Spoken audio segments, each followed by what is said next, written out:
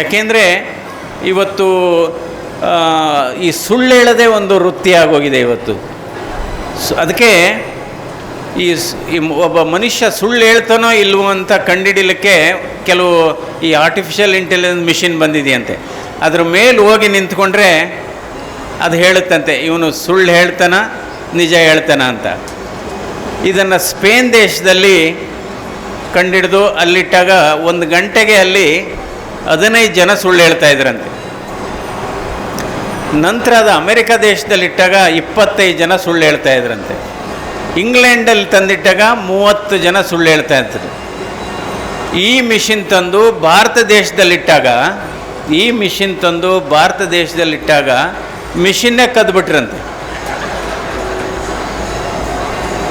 ಯಾವಾಗಲೂ ಅಷ್ಟೇ, ಸುಳ್ಳಿಗೂ ನಿಜಕ್ಕೂ ವ್ಯತ್ಯಾಸ ಏನಪ್ಪ ಅಂದರೆ, ನೋಡಿ ಯಾರ್ಯಾರು ಸುಳ್ಳು ಹೇಳ್ತಾರೆ ಅವರಿಗೆ ಬಹಳ ಜನ ಸ್ನೇಹಿತರಿರ್ತಾರೆ. ಜಾಸ್ತಿ ದಿವಸ ಇರಲ್ಲ, ಒಟ್ಟಿನಲ್ಲಿ ಜಾಸ್ತಿ ಜನ ಇರ್ತಾರೆ, ಅವ್ರು ಜಾಸ್ತಿ ದಿನ ಇರಲ್ಲ. ಸುಳ್ಳು ಅನ್ನೋದು ಒಂದು ಪೇನ್ ಕಿಲ್ಲರ್ ಇದ್ದಾಗೆ. ಪೇನ್ ಕಿಲ್ಲರ್ ಅಂದ್ರೇನು?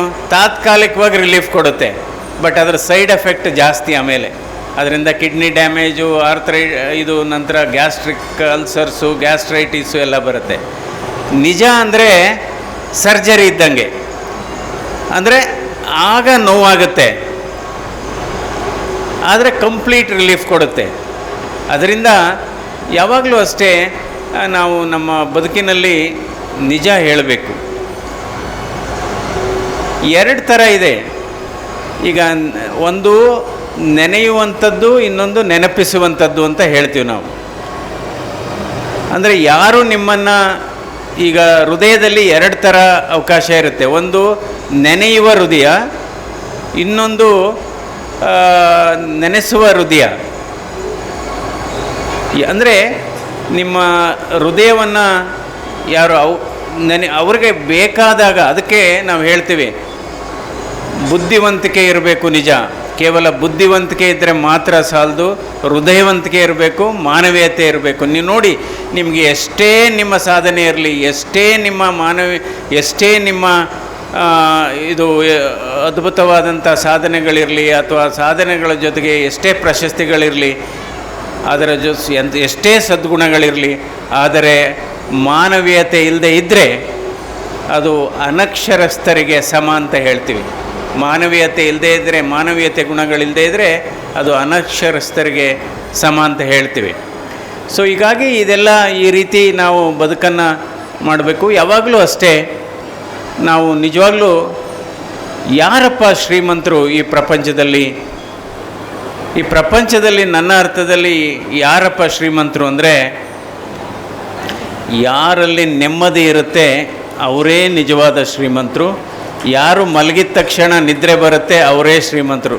ನಿಜವಾಗ್ಲೂ ಈಗ ನಾನು ಕಾರಲ್ಲಿ ಟ್ರಾವೆಲ್ ಮಾಡ್ತೀನಿ, ನನ್ನ ಜೊತೆ PAಗಳು ಇರ್ತಾರೆ. ನಾನು ಗನ್ಮ್ಯಾನ್ ಇಟ್ಕೊಂಡಿಲ್ಲ. ಆ್ಯಕ್ಚುಲಿ ಕೆಲವ್ರು ಹೇಳ್ತಾರೆ, ಮಂಜುನಾಥ್ ನೀವು MP ಗನ್ಮ್ಯಾನ್ ಯಾಕೆ ಇಟ್ಕೊಂಡಿಲ್ಲ?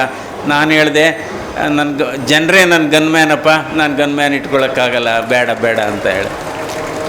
ನಮ್ಮ PAಗಳು ನಮ್ಮ ಕಾರು 10 ಕಿಲೋಮೀಟ್ರ್ ಹೋದ ಇಟ್ಕೆ ನಿದ್ದೆ ಮಾಡ್ತಾರೆ. ನನಗೆ ನಿದ್ರೆನೇ ಬರೋದಿಲ್ಲ. ನಾನು ಅದಕ್ಕೆ ಹೇಳ್ತೀನಿ, ನಿಜವಾದ ಶ್ರೀಮಂತರು ನೀವೇ ಅಪ್ಪ ಅಂದ್ಬಿಟ್ಟು.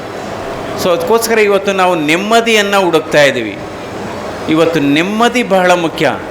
ನಾನು ಇದು ಚುನಾವಣಾ ಪ್ರಚಾರಕ್ಕೆ ಹೋದಂಥ ಸಂದರ್ಭದಲ್ಲಿ 1-2 ಉದಾಹರಣೆ ಹೇಳ್ತೀನಿ, ನೆಮ್ಮದಿ ಅನ್ನೋದು ಎಷ್ಟು ಮುಖ್ಯ ಅಂತ. ಒಂದು ಸಣ್ಣ ಈ ಜಿಂಕ್ ಶೀಟ್ ಕಟ್ಕೊಂಡಿರ್ತಾರೆ. ಈ ಮನೆ ಕಟ್ಟುವಾಗ ಅಲ್ಲಿ ವಾಚ್ಮೆನ್ನು ಅವರು 1-2 ಮನೆಗಳಿಗೆ ಹೋಗಿದ್ದೆ. ಅಲ್ಲಿ ಒಂದು ಸಣ್ಣ TV, ಅದರೊಳಗಡೆ ಬ್ಲ್ಯಾಕ್ ಆ್ಯಂಡ್ ವೈಟ್ TV, 2 ಮಕ್ಕಳಿದ್ದಾರೆ, ಗಂಡ ಹೆಂಡ್ತಿ ಊಟ ಮಾಡ್ತಾಯಿದ್ದಾರೆ. ಆ ಮಕ್ಕಳೆಲ್ಲ ನಗ್ತಾ ಇದ್ದಾರೆ, ಆ ಮಕ್ಕಳ ಜೊತೆ ಇವರು ನಗ್ತಾ ಇದ್ದಾರೆ. ಅದೇ ಸಣ್ಣ ಮನೆಯ ಈ ಗುಡಿಸಲು ಹಿಂದ್ಗಡೆ ಇನ್ನೊಂದು ಅರ್ಧ ಎಕರೆಯಲ್ಲಿ ಮನೆ ಕಟ್ಟಿದ್ದಾರೆ. ಅಲ್ಲಿ ಕಾಂಪೌಂಡ್ ಒಳಗಡೆ 2-3 ನಾಯಿಗಳು. ನಂತರ ಈಗೀಗೆ ಚುನಾವಣಾ ಪ್ರಚಾರಕ್ಕೆ ಬಂದಿದ್ದೀವಿ. ನಂತರ ಅವರು ಗಂಡ ಹೆಂಡತಿ ಇಬ್ಬರು ಬಂದರು. ಅವ್ರ ಮುಖದಲ್ಲಿ ನಗು ಇಲ್ಲ, ಏನೋ ಒಂಥರ ಯಾವುದೇ ಒಂದು ಸಪ್ಪೆ ಮುಖ ಹಾಕ್ಕೊಂಡು ಬಂದಿದ್ದಾರೆ. ಸೊ ನಾನು ಅಂದ್ಕೊಂಡೆ, ಆ ಅರ್ಧ ಎಕರೆ ಮನೇಲಿ ಕಟ್ಟಿ, ಆ ಅರ್ಧ ಎಕರೆನಲ್ಲಿ ಇರ್ತಕ್ಕಂಥ ದೊಡ್ಡ ಭವ್ಯ ಬಂಗ್ಲೆನಲ್ಲಿ ಶ್ರೀಮಂತಿಕೆ ಇದ್ದರೂ ಕೂಡ ಅವರ ಬದುಕಲ್ಲಿ ಬಡತನವನ್ನು ನೋಡಿದೆ ನಾನು, ಅವರ ಜೀವನದಲ್ಲಿ ಬಡತನವನ್ನು ನೋಡಿದೆ. ಇಲ್ಲಿ ಬಹಳ ಸಣ್ಣ ಒಂದು ಕುಟೀರದಲ್ಲಿದ್ದಂಥ ಮನೆಯಲ್ಲಿ ಬಡತನ ಇದ್ದರೂ ಕೂಡ ಶ್ರೀಮಂತಿಕೆ ಬದುಕನ್ನು ನೋಡಿದೆ. ಅದು ಬಹಳ ಮುಖ್ಯವಾದ. ನೋಡಿ ಎಷ್ಟು ಖುಷಿಯಾಗಿದ್ದರು. ಅದರಿಂದ ಹಣ ಇದ್ರೇ ಖುಷಿಯಾಗಿರುತ್ತೆ. ದೊಡ್ಡ ಯಾರು ಒಳ್ಳೆಯ ಮನುಷ್ಯರು ಹೇಗೆ ಹೇಳ್ತೀರಾ? ಅದಕ್ಕೆ ಮೌಲ್ಯಮಾಪನ ಏನು?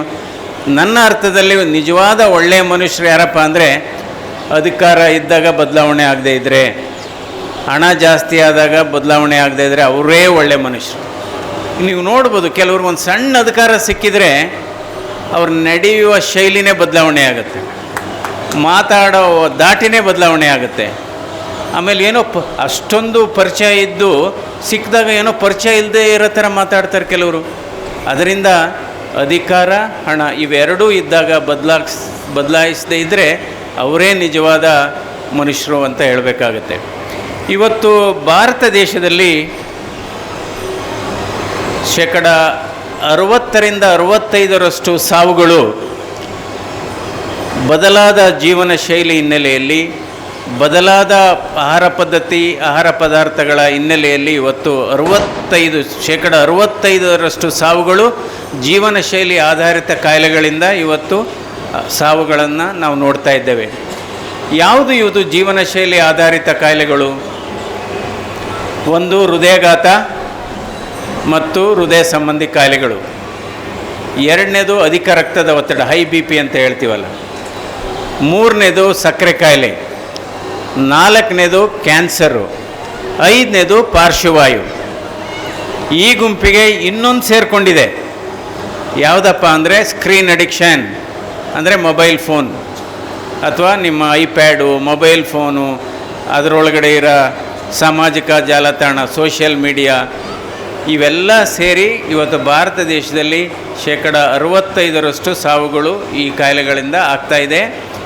ಆದರೆ ವಿಪರ್ಯಾಸ ಅಂದರೆ ಈ ಕಾಯಿಲೆಗಳು ನಮ್ಮ ದೇಶದಲ್ಲಿ, ಐರೋಪ್ಯ ದೇಶ ಮತ್ತು ಅಥವಾ ನಾವು ಅಮೇರಿಕ ದೇಶಕ್ಕೆ ಹೋಲಿಕೆ ಮಾಡಿಕೊಂಡ್ರೆ 15-20 ವರ್ಷ ಚಿಕ್ಕ ವಯಸ್ಸಿಗೆ ಬರ್ತಾಯಿದೆ ನಮ್ಮಲ್ಲಿ. ಹಿಂದೆ ಏನಾಗಿತ್ತು? 40-50 ವರ್ಷಗಳ ಹಿಂದೆ ಮಕ್ಕಳು ತಂದೆ ತಾಯಿಗಳನ್ನ ಈ ಚಿಕಿತ್ಸೆಗೆ ಕರ್ಕೊಬರ್ತಾಯಿದ್ರು. ಇವತ್ತು ತಂದೆ ತಾಯಿಗಳು ಅವರ ಮಕ್ಕಳನ್ನು, ಇವತ್ತು 20-40 ವಯೋಮಿತಿಯಲ್ಲಿರ್ತಕ್ಕಂಥ ಮಕ್ಕಳನ್ನು ಈ ಕಾಯಿಲೆಗಳಿಗೆ ಕರ್ಕೊಬರ್ತಾ ಇದ್ದಾರೆ.